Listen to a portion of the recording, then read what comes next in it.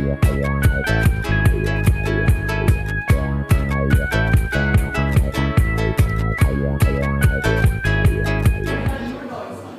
Edie Lush, and I'm here in the Hub Culture Pavilion in Paris at COP21. Really pleased to be joined by John Morton, Chief Operating Officer at the Overseas Private Investment Corporation, which is actually part of the American government. It is, yeah. But you invest. So tell me a little bit about what you do. Right. So OPIC is the U.S. government's development finance institution, which means that we're the part of the government responsible for helping drive, catalyze, mobilize foreign direct investment from the U.S. into 160 countries around the world.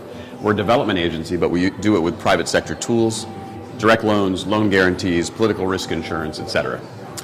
And tell me about how climate has been an opportunity for you. What kind of investments have you guys been making? So about 5 years ago, when I joined the administration and joined OPIC, OPIC was lending about $100 million a year to U.S. companies investing into renewable energy projects around the world. For the last 4 years, we've invested over $1 billion. So we've had tremendous growth. And the story that I like to tell is that shows that it's not this market, the renewable energy market, in emerging markets, in some of the most challenging markets around the world, is now economically sensible.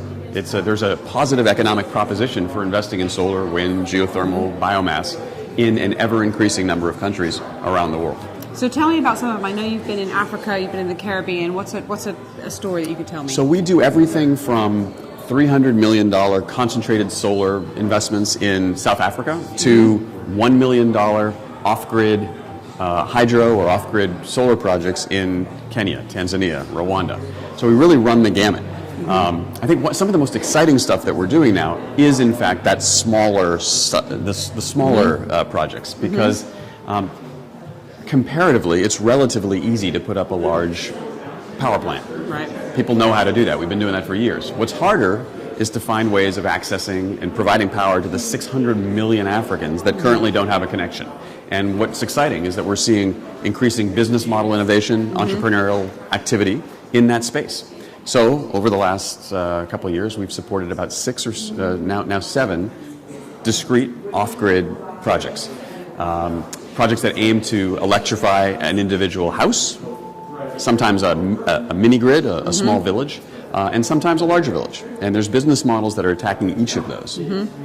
Tell me about how you think this COP is a little bit different from other COPs. Well, so I've been at 3 COPs now. I was in Cancun, then in Durban, and then we took a bit of a break for a couple of years, and now we're back. And the reason we're back is because we're now in a very different part of our storyline with $1 billion a year of investment. I think this one is different. I've been here now for 3 days in 2 specific ways.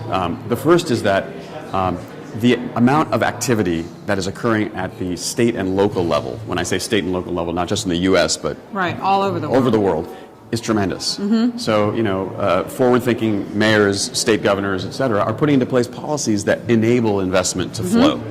And that's exciting. So I spent the first day here with Mayor Bloomberg and Paris Mayor Hidalgo in their amazing events.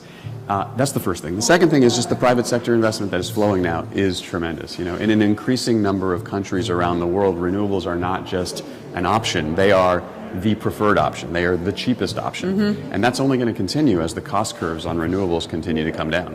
John, thank you so much for stopping by the Hub Culture Pavilion here in Paris, and I'm Edie Lush.